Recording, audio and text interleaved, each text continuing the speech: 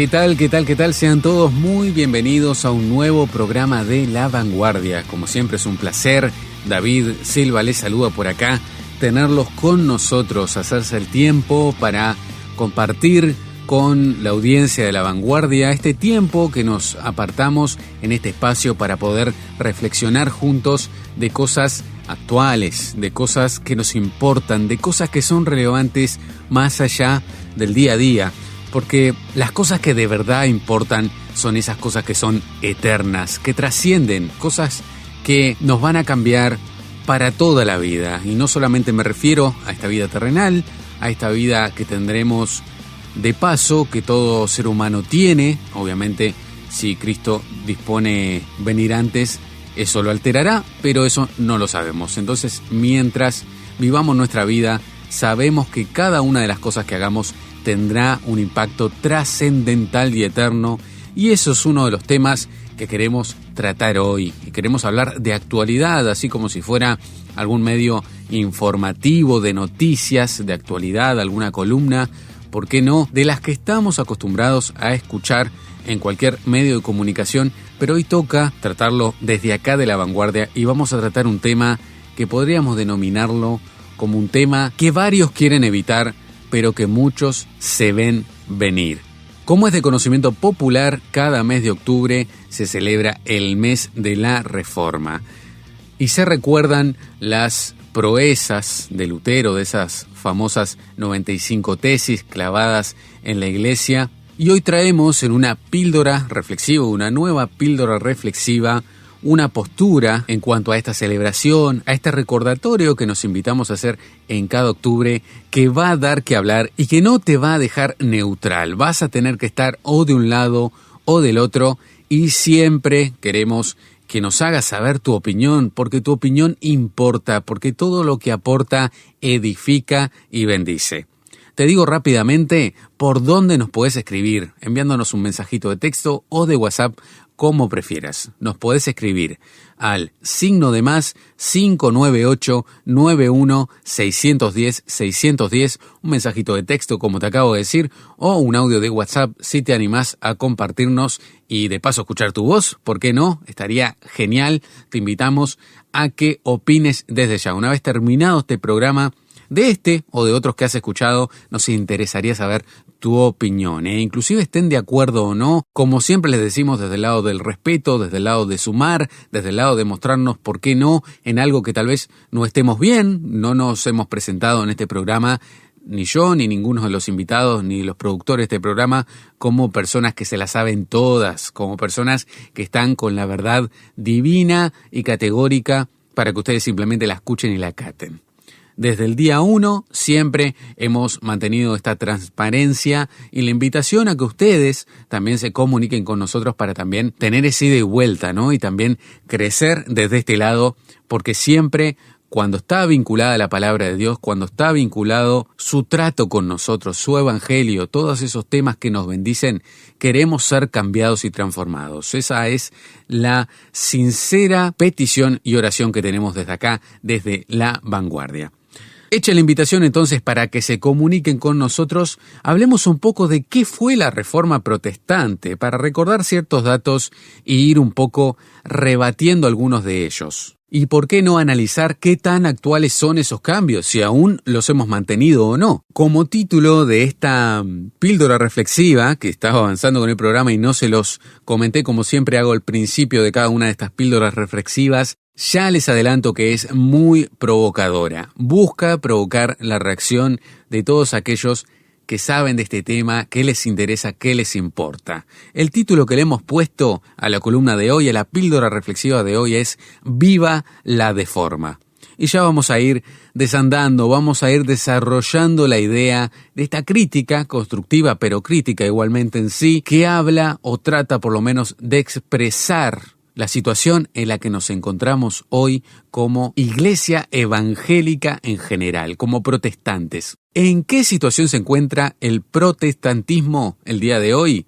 ¿Cómo estamos los protestantes? ¿Estamos tan protestantes como en aquel tiempo? ¿Hemos aceptado cosas que hermanos de otros tiempos rechazarían categóricamente?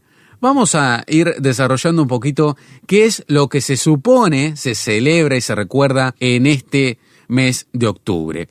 ¿Qué fue la Reforma Protestante? Se llama Reforma Protestante, o simplemente Reforma, a un movimiento religioso que provocó la división del catolicismo y el surgimiento de diversas iglesias a las que se denomina genéricamente protestantes, ¿no? Pero son iglesias evangélicas, por lo general, sin importar sus posiciones, que ya iremos viendo qué las distingue y por qué se diferencian. La reforma se inició en el Ducado de Sajonia, en la actual Alemania, a principios del siglo XVI. Su impulsor fue el monje y teólogo alemán Martín Lutero, quien el 31 de octubre de 1517 clavó las 95 tesis en la puerta de la iglesia del castillo de Wittenberg.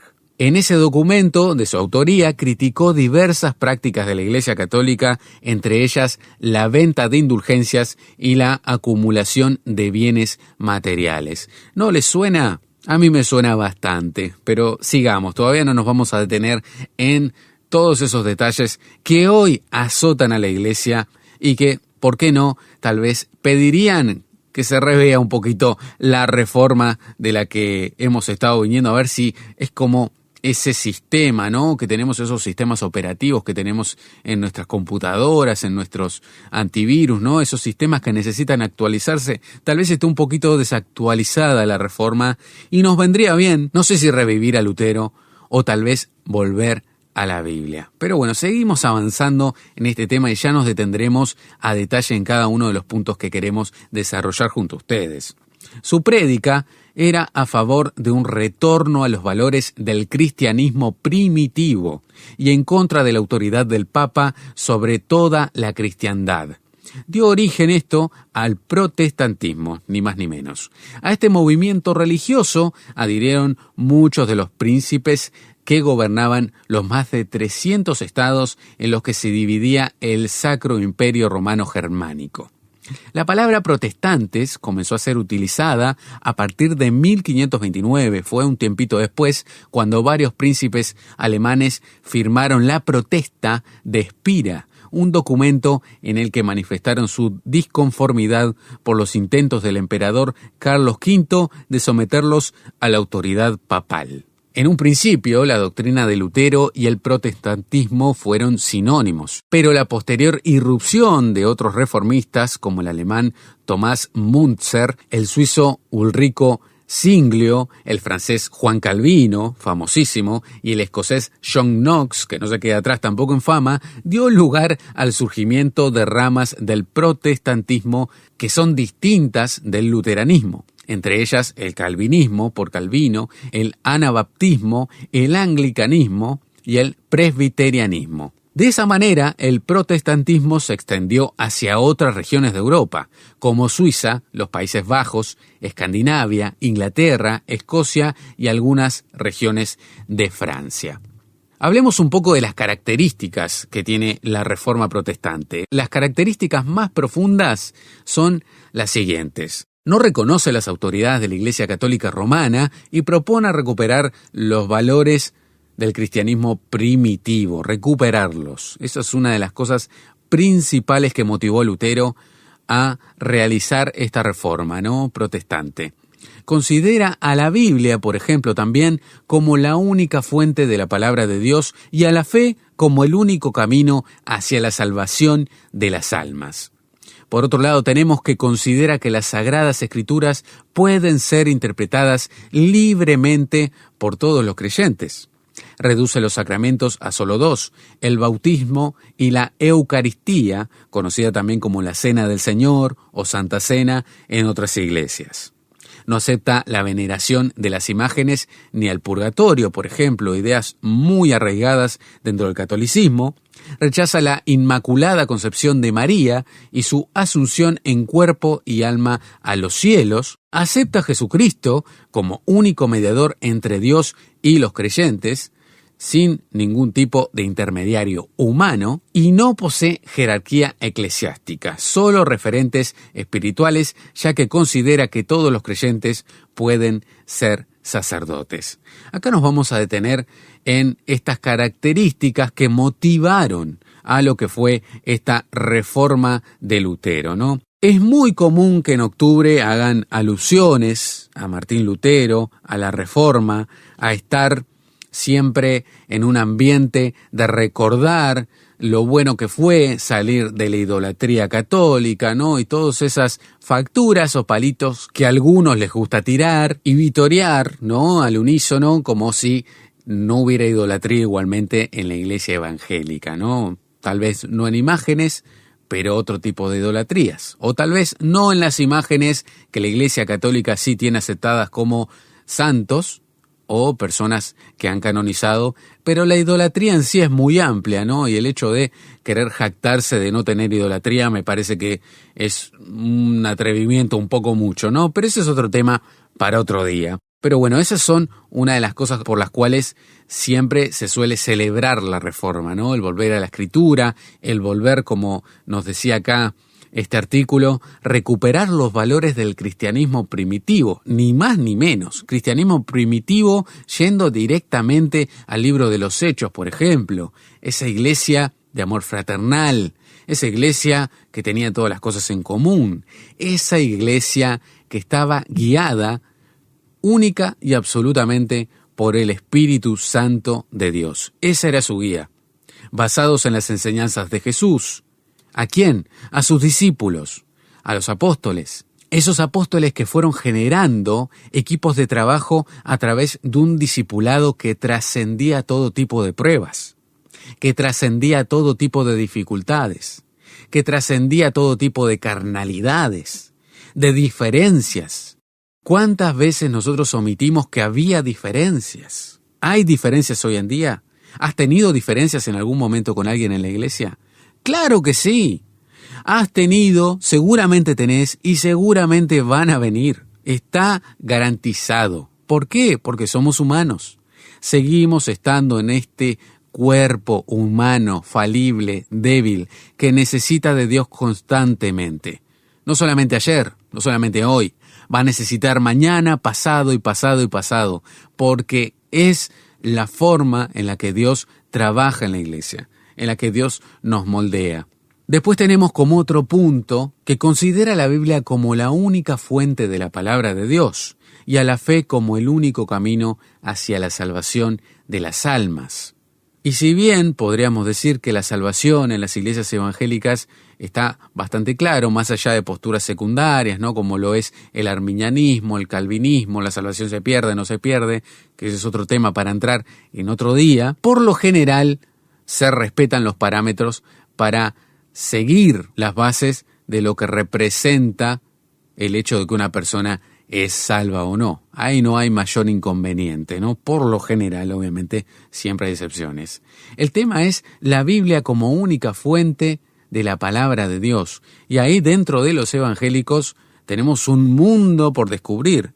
Porque si bien tenemos ese recordado pasaje que nos dice que la palabra de Dios no debe ser de interpretación privada, no me dejarán mentir ustedes, abundan las distintas doctrinas, las distintas teologías, las distintas posturas, las distintas visiones y las distintas miradas en cuanto a tema hay para discutir en la Biblia. Y eso es algo que, si bien nos sirvió en su momento con la Reforma Protestante para volver a la Biblia, hoy en muchos lugares, en muchas situaciones, nos es de tropiezo. ¿Y por qué lo digo? Porque muchas veces personas que nos ven desde afuera, personas que quieren creer pero el impedimento es la iglesia, irónicamente, no entienden en qué creemos. Y eso es algo que la Iglesia Católica nunca perdió y debería avergonzarnos. La Iglesia Católica puede tener un montón de problemas, así como la Iglesia Evangélica también los tiene. Pero si hay algo por lo que son reconocidos, estén bien o estén mal, no es el punto. Si hay algo en lo que son reconocidos, es por su uniformidad. Se saben en qué creen, se sabe cómo interpretan la Biblia. Cualquier persona promedio te puede decir en qué cree un católico. Ahora, ¿los evangélicos podemos decir en qué creemos? No. Por lo menos no de manera general, no de manera uniforme, lamentablemente. Porque la respuesta que tenemos que dar ante una pregunta así es, depende qué evangélico. Depende de qué iglesia evangélica me estés hablando. Como dijera una tía, en la variedad está el gusto. Y lamentablemente hay muchos lugares, y cada uno se haga cargo, donde la palabra de Dios, desde el Evangelio para todo lo que viene después de eso, se ha tornado en un tema de gustos. Se ha tornado en un tema de interpretación personal. Y era un buen punto el hecho de que no tiene que ser de interpretación privada. Para sacar esa figura autoritaria, totalitaria, poco más que el mano derecha de Dios, ¿no? Que fue eso, la gran crítica, o una de las grandes críticas que se le hacía a la Iglesia Católica con la figura del Papa. Ahora, ¿será que con el tiempo los evangélicos nos fuimos para el otro lado? ¿Hemos abusado de esa libertad de interpretación? ¿Perdimos el eje en ese versículo que dice la interpretación de la Biblia, la palabra de Dios, no debe ser de una interpretación privada, y nos pasamos para el lado de que se ha tornado en un vale todo? Son preguntas que traigo para hacernos pensar. Y créanme que esto no lo pensé en estas semanas para hacer este programa. Vengo años luchando con este tema. Cada octubre me confronta. Cada vez que pasa un año más me confronta la situación en la cual nos encontramos los evangélicos. Una de las grandes razones, una de las grandes responsables de que las personas no quieran saber de Jesús es que no nos hemos puesto de acuerdo en qué creemos. Y sé que varios de los que pueden estar escuchando se pueden estar indignando, enojándose, diciendo, no, en mi iglesia no pasa eso, no sé de qué iglesia hablas, seguramente hay, pero tenés que tener cuidado, tenés que tener temor de Dios. A ver, hermanos, habla alguien que también es parte de esto. A mí también me duele, también soy parte del cuerpo, Y es muy fácil caer en esos pensamientos, en esas reflexiones positivistas, hinduistas, ¿no? Casi que de yoga, de meditación, de coaching, motivacionales, que todo va a estar bien, que todo va a estar bien. Y no, la realidad es que no todo está bien. Y ese es el problema. El problema es no querer hacerse cargo. De nada sirve, cada mes de octubre, revolear el poncho, dijéramos acá en el Río de la Plata, gritando el nombre de Lutero y diciendo viva la Reforma, si cada vez nos acercamos más al origen y las causas por las cuales se generó la Reforma. Por eso el título de esta píldora reflexiva, viva la deforma. Estamos sufriendo una deformación. Y si en tu iglesia no está pasando, si con tus hermanos no está pasando, si en tu corazón esto no está pasando, gloria a Dios, pero déjame decirte algo. Sos igual de responsable. Porque esto no se trata de una iglesia local. Esto se trata del cuerpo de Cristo, y eso es algo que no hemos entendido. Somos responsables. Somos un cuerpo. Es como tener un dolor en una pierna y porque tu brazo no te duele, ignorarlo. ¿Somos así con nuestro cuerpo? No, hay que ser muy duros. Hay que ser muy duros, hay que ser muy tercos para negar un dolor en una parte de nuestro cuerpo. Ahora, permítanme seguir con esto, ¿no? Y tal vez sea meter el dedo en la herida, meter el dedo en la llaga, o ser dramático, ser un exagerado, pero no solo es la pierna, Esto ya es gangrena, pinta para gangrena. La de aberraciones que nos enteramos en el día a día. Pastores que están cayendo, referentes que tienen que dejar de estar en los lugares en que estaban porque no pueden seguir con una vida piadosa y santa como enseñan y han enseñado durante años en la Biblia. Siervos que llevan una vida que está a la par de Luis Miguel, que son estrellas, que son cualquier cosa menos siervos de Cristo. Iglesias que se cierran, iglesias abiertas donde no entra nadie, iglesias que están muriendo porque están quedando sin gente, iglesias que están sin renovación, no hay jóvenes, iglesias que han perdido totalmente el eje de sana doctrina, porque en el caballo de la victoria se suben todos son de sana doctrina. Ese debe ser un chiste que debe ser utilizado por varios si quieren criticarnos como iglesia evangélica. Todas son de sana doctrina. No hay una que tenga la autoestima baja. Todas están en la verdad, todas están en la fe, todas tienen un mismo Salvador, todas respetan la palabra tal cual la han recibido. Entonces, ¿por qué hay tantas diferencias? ¿Por qué hay tantas posturas? ¿Por qué hay tantas divisiones? Entonces, si volvemos al origen de lo que se celebra, o se dice celebrar, rememorar, recordar, póngale el nombre que quieran, en octubre, con Lutero y la Reforma, tenemos que hacernos cargo de la actualidad, de la realidad. ¿Cómo estamos? ¿Cómo están nuestras naciones? ¿Cómo está el impacto de lo que hace la Iglesia hoy por hoy en el mundo? Obviamente, a modo global, los números nos ayudan, porque ahí van a estar los números de personas que de verdad están haciendo lo correcto. Porque no hay que ser categóricos tampoco.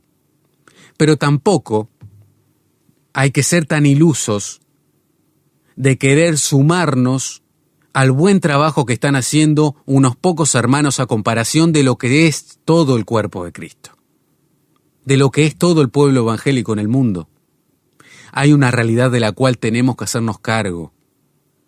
¿Han visto estadísticas? Busquen estadísticas de distintos lugares. Quise traer estadísticas, pero tengo estadísticas de tantos lugares y es tan injusto el hecho de que sean solo puntuales y de ciertos lugares que preferí no traer, pero se los dejo como desafío. Investiguen, vean la realidad evangélica en el resto del mundo. ¿Cómo está el protestantismo al día de hoy? ¿Cómo nos ven las personas? Hay encuestas públicas que se hacen de por qué las personas no entrarían en una iglesia evangélica, por ejemplo. Cosas que dicen es el tema del dinero. No somos claros al comunicar el dinero. Obviamente acá entran en el mismo saco las iglesias que no son iglesias, las iglesias que están para el chantaje, para el robo, para vivir de la fe. Esas no son iglesias. Pero también hay un número de iglesias que tienen doctrinas cerradas en cuanto al dinero. Y es una realidad. No saben manejar el dinero en la Biblia. Lo explican mal, sea por ignorancia, sea por beneficio propio. Hay un montón de razones que solo Dios sabe. Pero hay que hacernos cargo. Con esto de la falta de uniformidad como institución delante de los demás, ¿cómo nos ven? ¿En qué creemos? Pareciera que no creemos en lo mismo. Y mientras les cuento estas cosas, viene a mi mente una frase que dicen que es de Wesley, otros dicen que no, pero bueno, sea de quien sea, antiguamente, otros hermanos, en otros tiempos, la tenían más que clara. En lo esencial, unidad. En lo secundario, libertad. Sean de donde sean, sin importar su denominación evangélica, se reunían para evangelizar. Hoy, ¿cómo cuesta? Porque hoy hay otros intereses pasados bajo el barniz de la fe, de la iglesia, de la voluntad de Dios, del propósito, del nombre que le quieran poner. ¿Voy a estar en tal evento evangelístico? Si soy uno de los que decide, si soy uno de los que corta la torta, si salgo en la foto. Es una realidad. Estoy, y esto no me lo contó nadie, esto lo escuché de un pastor, lamentablemente, estoy, pero me tienen que decir de antemano cuántas ovejas se van para mi iglesia. De lo evangelizado, cierto número tiene que ir para mi iglesia, si no, no apoyo la actividad. ¿Se entiende lo que estoy diciendo? Ahora entienden el tono de la indignación en esta pseudo celebración que llevamos a cabo en todo esto. Si es que da para celebrar, ¿no? Es como querer celebrar un cumpleaños en un velorio. Como que no hay ambiente, ¿no? Como decimos acá en Uruguay, creo que también en Argentina, en el Río de la Plata podríamos decir, parece que no da. Parece que no es el momento. Parece desubicado. Y eso es lo peor. Pareciera que estamos desfasados. Pareciera que estamos negando la realidad. Pareciera que no nos damos cuenta. O que podemos seguir adelante aún con estas realidades, con estos temas que son importantes. Tenemos que saber en qué creemos. Tenemos que ser directos, claros y sinceros al momento de comunicar la fe. Tenemos más trámites que una institución pública del Estado para que las personas lleguen a conocer a Jesús. Tenemos costumbres, tenemos ritualismos, tenemos un montón de cosas que están por delante. Y las personas tienen que invertir de su tiempo, ganas y estar realmente desesperadas, que no es malo, pero no todas llegan. No todas tienen tanto tiempo, no todas tienen tantas ganas de conocer a Jesús. ¿Y vamos a juzgarlas por eso? Cuando realmente la responsabilidad también es nuestra. Pareciera que Jesús es como esas personas que hay que agendarse para poder hablar con ellos. Y entre los evangélicos también las hay, ¿eh? Hay muchos, varios son famosos. Cuando Jesús es el primero en que quiere saber de nosotros. Porque es la finalidad de todas las cosas. Por eso vino, por eso se entregó, por eso se sacrificó y resucitó. Por eso, para que las personas lleguen a conocerlo a Él. Pero antes tenemos un montón de cosas que queremos que las personas conozcan, porque nos pareció importante. Porque a menganito de tal que fue muy querido en su tiempo, y llegó a tener tal rol de influencia, que si él hacía las cosas de una determinada forma, con el tiempo se terminó tornando parte de la fe, parte de vivir el cristianismo. ¿Cuánto nos falta de autocrítica? ¿Cuánto nos falta de autocrítica? Y créanme que me incluyo en estas palabras, ¿eh? Delante de Dios no estoy por fuera de esto. Cada uno de nosotros es parte y es responsable. Negar la crisis no arregla nada. Es como ese término tomado de la psicología, del elefante en la sala. Negar el problema. ¿Se imaginan? Es muy gráfico, ¿no? El ejemplo. Estar en un living, en una sala, con un elefante y negando que está ahí, con todo lo que puede hacer un elefante. Desde ruido, sus necesidades, sus movimientos, lo grande que es. Todo. Y pareciera que a veces preferimos actuar así. Por miedo al que dirán, porque no estoy en un lugar de preponderancia, porque no me corresponde a mí, porque son otros los que toman las decisiones, y un montón de excusas que podemos poner antes de sacrificarnos. ¿Ustedes creen que en su época a Martín Lutero le fue fácil clavar eso e irse? ¿Cuál es el precio que piensan que tuvo que pagar durante todo ese tiempo con ese gigante que era ni más ni menos la Iglesia Católica? Con todos esos gobernantes, con todos esos príncipes y reyes que sin duda estaban acostumbrados a este sistema de poder que ya mostraba que poco estaba teniendo de Dios. ¿Poder de Dios para qué? ¿Para manipular? ¿Para hacerse del poder? ¿Para enriquecerse? ¿Para pervertir la verdad? ¿Para controlar a otros? ¿O para mostrar a Jesús? Y lamentablemente, lo mismo le podemos preguntar a la iglesia evangélica de hoy. ¿Para qué cosas se quiere embanderar como la verdadera iglesia? ¿Para este tipo de cosas? Hay un fenómeno que no se ha difundido tanto, pero hay ciertas personas que están dando ese cambio, que es pasarse de la iglesia evangélica a la iglesia católica, por estos mismos temas que les acabo de mencionar en este tiempo. No nos ponemos de acuerdo. Hoy todo es una doctrina. Podemos crear una doctrina de lo que sea. De lo que sea. puedo tomar un objeto físico y crear una doctrina de eso. Hay lugares que han llegado a ese punto. Han llegado a ese punto. Otra de las cosas que más me aterra es el hecho de la ignorancia bíblica. A pesar de las infinitas ofertas que hay, gracias a la Internet, de poder capacitarse desde donde sea. Ni que hablar de las iglesias que están preparadas para capacitar en Biblia, para capacitar en teología, para capacitar en temas bíblicos.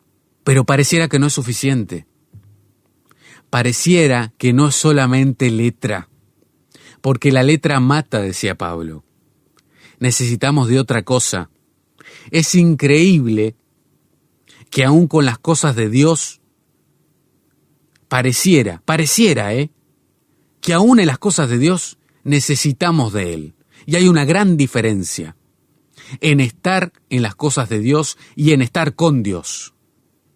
Es como ese dicho, ¿no? De conocer un libro porque lo leí a conocer al autor del libro. Es distinto.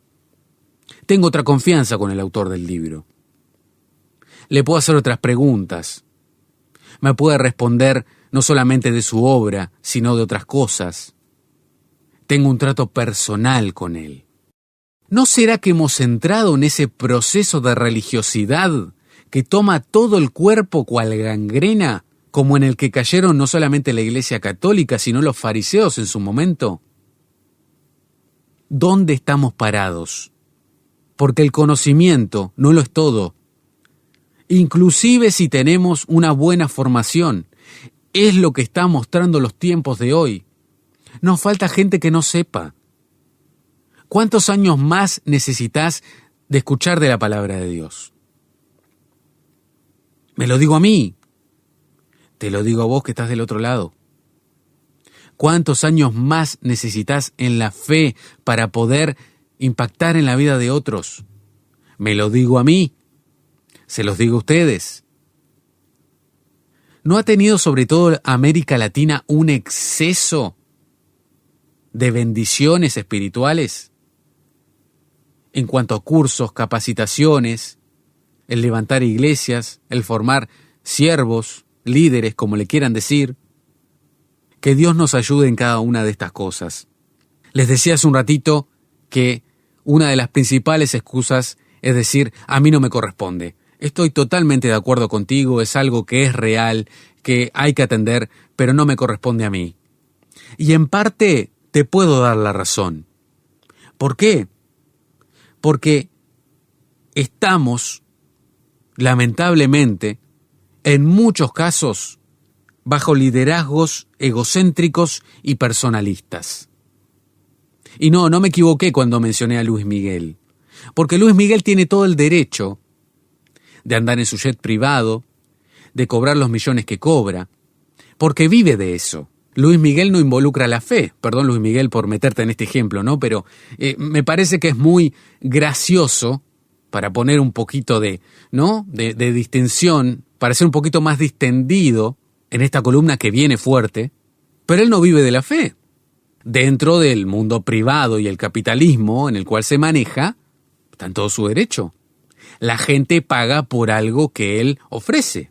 Ahora, cuando estamos en la iglesia, cuando estamos hablando de la fe, cuando estamos hablando del evangelio, la cosa cambia. No podemos tener pastores, siervos, líderes, apóstoles, el nombre que le quieras poner, que tengan la talla y el glamour que artistas que nosotros podemos ver en el área secular, en el mundo. No podemos. Y deberíamos ser categóricos y claros a la hora de remarcarlo y exigirlo. Porque esas personas nos lideran. Si tenés una persona así en tu iglesia, esa persona es la que te va a guiar. Está para eso. Te va a guiar espiritualmente.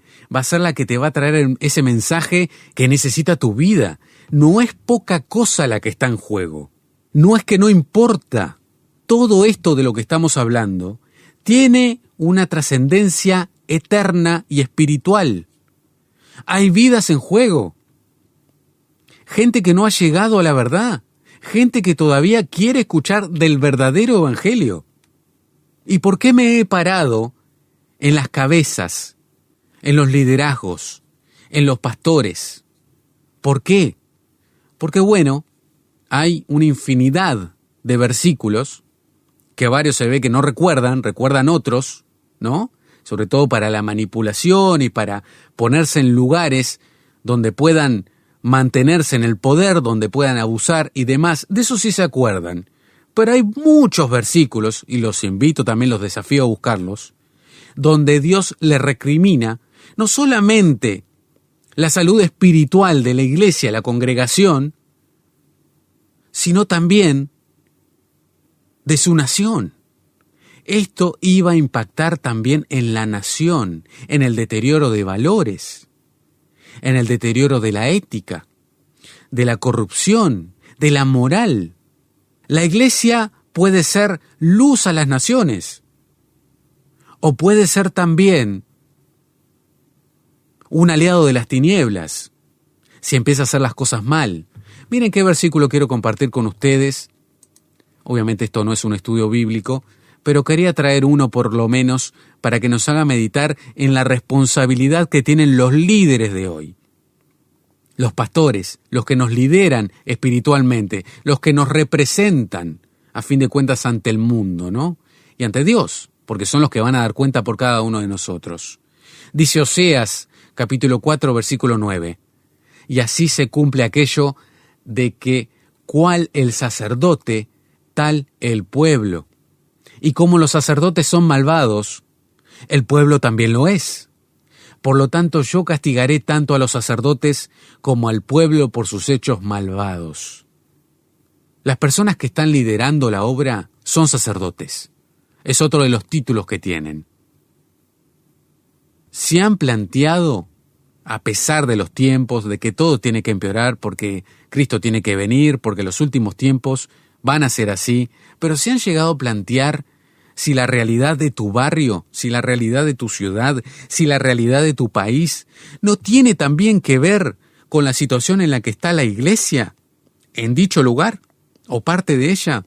Yo me lo pongo a pensar, sobre todo cuando he comentado en varias ocasiones que donde vivía con mis padres nos rodeaban 7 iglesias, por ejemplo. Ninguna de ellas se comunicaban, parecían sucursales, parecían competencias. Las 7 parecen que predican al mismo Jesús. Tal vez sí, tal vez no. Pero eso habla de la realidad en el lugar. ¿Qué impacto estamos logrando?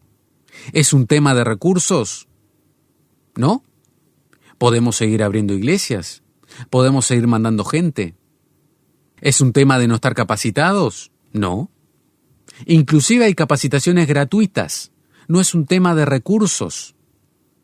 Este es un tema de volver a Dios, pero de volver a Dios arrepentidos, No simplemente pidiendo y demandando, volver a Dios humillados, entendiendo que un hecho puntual, hecho por un hombre, un hijo de Dios que nos bendijo enormemente, no puede ser eterno.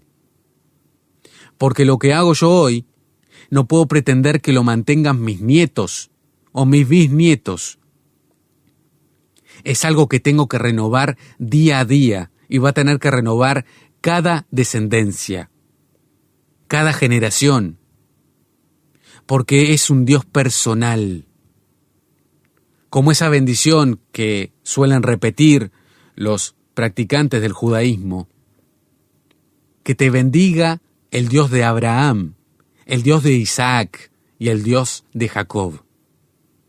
Siempre me impactó esa bendición que ellos repiten. ¿Por qué? Porque es más fácil resumir que te bendiga el mismo Dios de ellos. ¿Qué necesidad hay de decir que es el Dios de Abraham, el Dios de Isaac y el Dios de Jacob, si nosotros conocemos la historia? Y ellos obviamente, más que recontra conocida, es parte de su nación, es su historia. Bueno, por el simple hecho de que a nosotros se nos olvida de que tanto Abraham, tanto Isaac como Jacob vivenciaron y tuvieron que ver con sus propios ojos quién era su Dios. No pudieron descansar en lo que vivió Abraham. Jacob no pudo descansar en lo que Isaac vivió. tuvieron que verlo en su tiempo, pasar por pruebas, aferrarse a Él, creer en su palabra.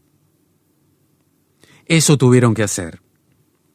Al día de hoy es muy difícil identificar qué es el protestantismo. Lamentablemente, mientras más pasa el tiempo, se lo suele identificar más a un hecho histórico que a una realidad. Y con absoluto temor de Dios, déjenme compartirles esto. No sé si convocar a otra reforma, no sé si eso arreglaría las cosas, y menos en las condiciones en las que estamos, donde cada uno ve por su lado y se ha olvidado que somos un cuerpo. Pero de lo que sí no hay dudas es que algo tenemos que hacer. Y si hay algo que nos debería dar temor, si hay algo que nos debería dar miedo, ¿por qué no? Es que si seguimos por este camino, vamos a vivenciar la intervención divina de Dios mismo. Y no sé si eso debería alegrarnos o aterrarnos. Una de las ironías que pensaba mientras armaba las notas para el programa de hoy es que irónicamente recordamos en este mes de octubre la Reforma Protestante, justamente el mismo mes donde se celebra Halloween, y en tiempos donde esto nos daba un pie para poder hablar de la luz y separarlo de la oscuridad, de una celebración pagana y ocultista. Hoy lamentablemente también estamos disfrazados. Pareciera que estamos invitados a esta celebración de Halloween. Lamentablemente si hablamos de protestantismo y los valores que defiende la Reforma, la situación en nuestro caso también es de terror. Hasta acá la píldora reflexiva del día de hoy. Como siempre, recordarte que te podés comunicar con nosotros, nos importa tu opinión, decinos qué pensás, te habías puesto a pensar en esta situación, es una realidad en el lugar donde te congregás o no. Queremos saber tu opinión y queremos que nos aportes también, que nos ayudes desde tu lugar. Te mandamos un abrazo enorme, esperemos que hayas tenido una buena semana y que la que viene también la tengas, y nos reencontramos la semana que viene. Que pases muy, pero muy bien. Si quieres comunicarte con nosotros, por favor envíanos un mensaje de WhatsApp a través del número +598 91 610 610. Conéctate con nosotros a través de nuestra dirección de Instagram. Encuéntranos como lavanguardia_RTM. También podrás acceder a nuestros contenidos en Spotify. Nos encontrás como La Vanguardia RTM.